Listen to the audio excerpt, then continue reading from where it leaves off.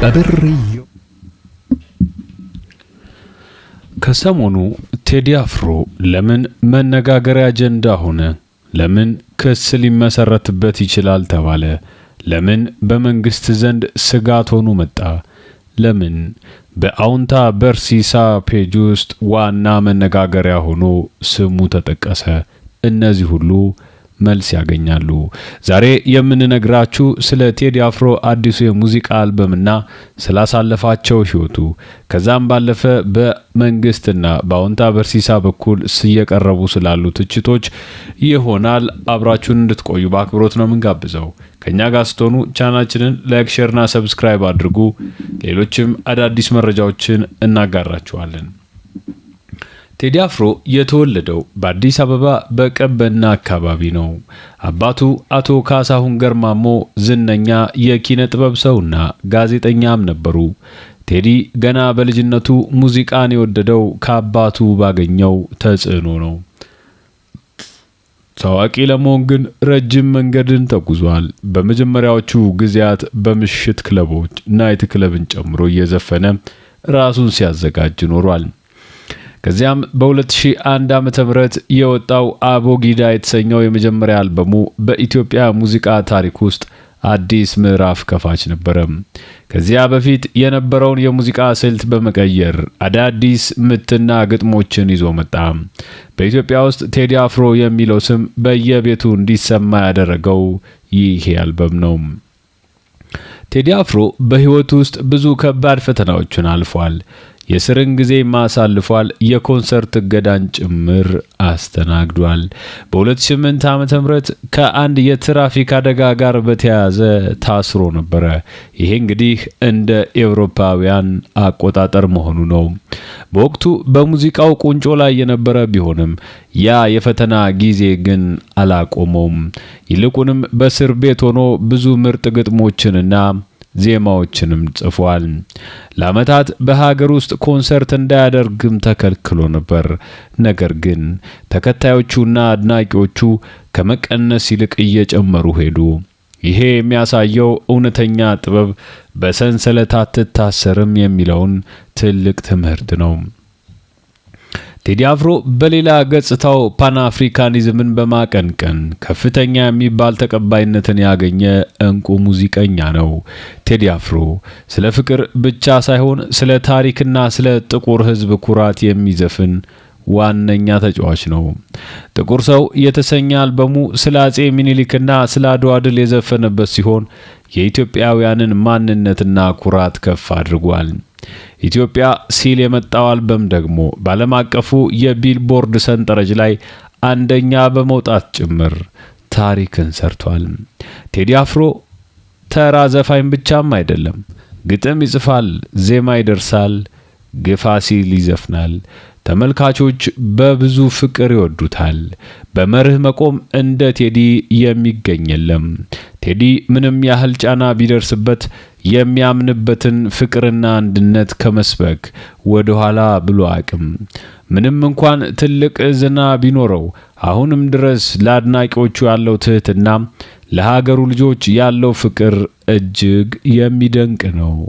በመርህ መቆም ትህትናና ችሎታን ማበልጸግ የቴዲ አፍሮ ዋና መገለጫዎቹ ናቸው። የሆነው ሆኖ እንግዲህ በዚህ ዓመት ቴዲ አፍሮ ትልቅ መነጋገሪያ ሆኗል። በተለይም ከሰሞኑ ኢትዮ ሪካ የተሰኘው አልበሙ ሊወጣ እያኮበኮበ ነው። በመጪው ሐሙስ የሚለቀቀው ይህ ሙሉ አልበም ስያሜውን ኢትዮ ሪካ አድርጎታል። የአልበሙ ኢትዮ ሪካ የሚል መጠሪያ ያለው በቅርቡ የሚለቀቀው በሰፊው መነጋገሪያ የሆነው የእንቁ የሙዚቃ ንጉስ የቴዲ አፍሮ ሙዚቃ ነው። ስሙ ራሱ የኢትዮጵያ ማንነት ከዘመናዊ የሙዚቃ ቅላጼ አፍሮቢት፣ አፍሮ ቫይብስ ጋር እንደሚገናኝ ይጠበቃል። ሌላው በቅርብ ሳምንታት ማርችና ኤፕሪል ውስጥ ሙሉ በሙሉ ተጠናቀው በተለይም ሐሙስ አካባቢ ይለቀቃሉ ተብለው እየተጠበቁ ካሉ ዋና ዋና ትራኮች መካከል ዳስጣል፣ የገነት ዋርካ የተሰኙ ስራዎች ከአዲሱ አልበም ጋር ተያይዘው በደጋፊዎቹ ዘንድ ስማቸው እየተነሳ ነው። በአሁኑ ጊዜ ታዲያ በኤአይ የተሰሩ ምስሎችና ሙዚቃዎች በቴዲ አፍሮ ስም እየተለቀቁ ካሁኑ አጨናንቀውታል። ትክክለኛው የቴዲ ስራ ግን በሚመጣው ሐሙስ እንደሚለቀቅ እየተጠበቀ ነው። አልበሙ ከቆዩት የቴዲ ስራዎች በተለየ መልኩ ዘመናዊ የሆኑ የአፍሮቢት ምቶችን እንደሚያካትትና በተለይ ለወጣት ትውልዱ በሚመጥን መልኩ እንደተቀናበረ ተነግሯል። ይሁን እንጂ ቴዲ ሁልጊዜም እንደሚያደርገው የታሪክና የሀገር ፍቅር ምልክቶችን እንደማይዘነጋ የሁሉም ሰው ስምምነት ነው። እንግዲህ ኢትዮሪካ መቼ ይለቀቃል የሚለውን ጥያቄ በዚሁ ሐሙስ ብለን እናልፈዋለን።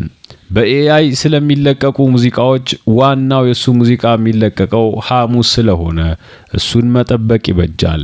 የአልበሙ መጠሪያም ደግሞ ኢትዮሪካ ሆኗል። እንግዲህ ቴዲ አፍሮ በሙዚቃዎቹ ውስጥ የሚያነሳቸው ፖለቲካዊና ማህበራዊ ጉዳዮች መንግስትን በተለይም ባለፉት አስተዳደሮች ሲያስጨንቅ እንደነበረ የአብዛኞቻችን ትውስታ ነው። ቴዲ የአንድነትና የኢትዮጵያዊነትን ስብከት መቼም ቢሆን አሳልፎ ሰጥቶ አያውቅም። ኢትዮጵያ አሁን ባለችበት የመንግስት አወቃቀር የብሔር ፖለቲካን ወይም ፌዴራሊዝም እንደ ዋና መዋቅር ስለምትጠቀም ቴዲ አፍሮ ግን በዘፈኖች ውስጥ ኢትዮጵያዊነትና አንድነት ላይ ስለሚያተኩር ግጭት መፍጠሩ አይቀሬ ነው። በተለይ እንደ ጥቁር ሰው ያሉ አልበሞች የሁሉንም ብሔር አባቶች የጋራ ድል አድዋን በማጉላታቸው የከፋፍለህ ግዛ ፖለቲካን የሚገዳደሩ ሆነው የታዩ ናቸው።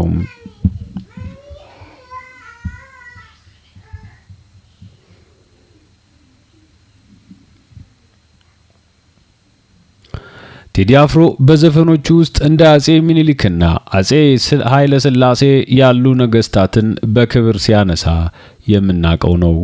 መንግስት እነዚህን ነገስታት እንደ ጨቋኝ አድርጎ ለማሳየት በሚሞክርበትም ጊዜ ቴዲ ግን እንደ ሀገር መስራችና የጥቁር ሕዝብ ኩራት አድርጎ መዘመሩ ከመንግስታት ጋር ሰጣ ገባ አስገብቶታል።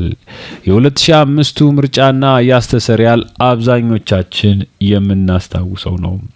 በኢትዮጵያ ፖለቲካ ውስጥ ቴዲን ለመንግስት ትልቅ ስጋት ያደረገው ያስተሰሪያል የተሰኘ ዘፈኑ እንደሆነ የአደባባይ ሀቅ ነው።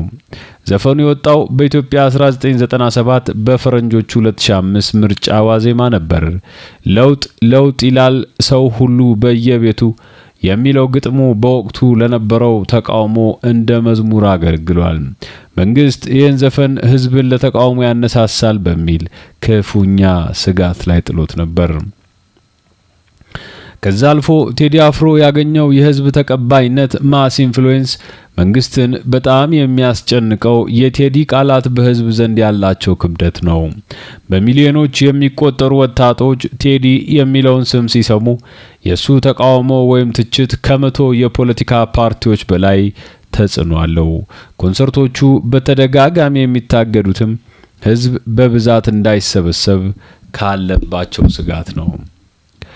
እንግዲህ ቴዲ በቀጥታ ስድብ ከመሳደብ ይልቅ በምሳሌያዊ አነጋገር ዋክስ ኤንድ ጎልድ ቴክኒክ መንግስትን ይተቻል።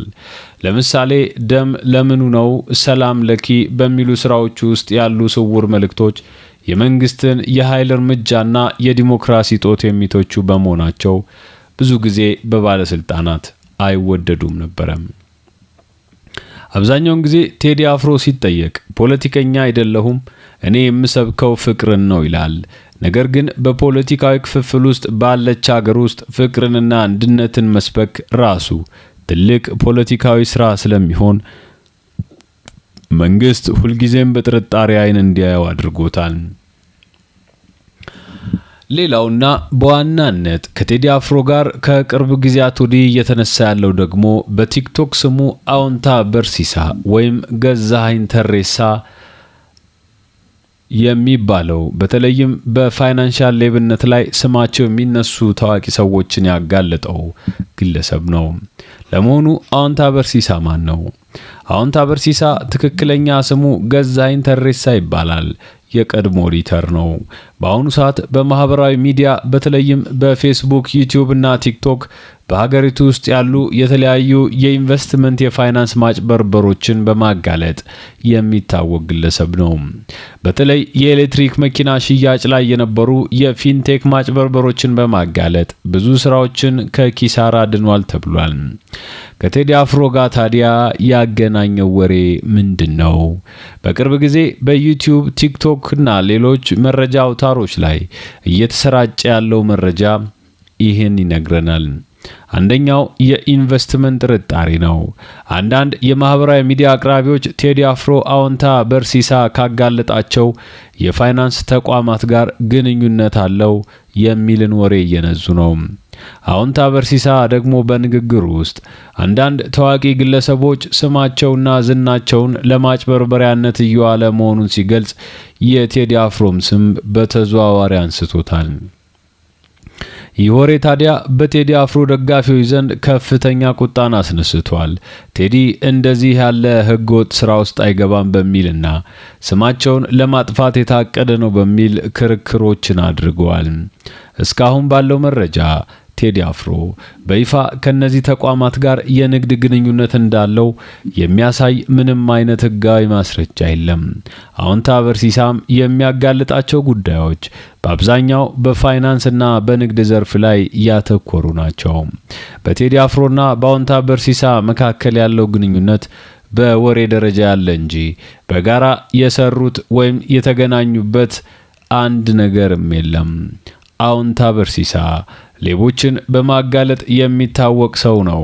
የቴዲ አፍሮ ስም ከሱ ጋር ተያይዞ የተነሳው ታዲያ አንዳንድ ወገኖች የቴዲን ዝናና ከተለያዩ የንግድ ተቋማት ጋር ለማያያዝ በመሞከራቸው ነው።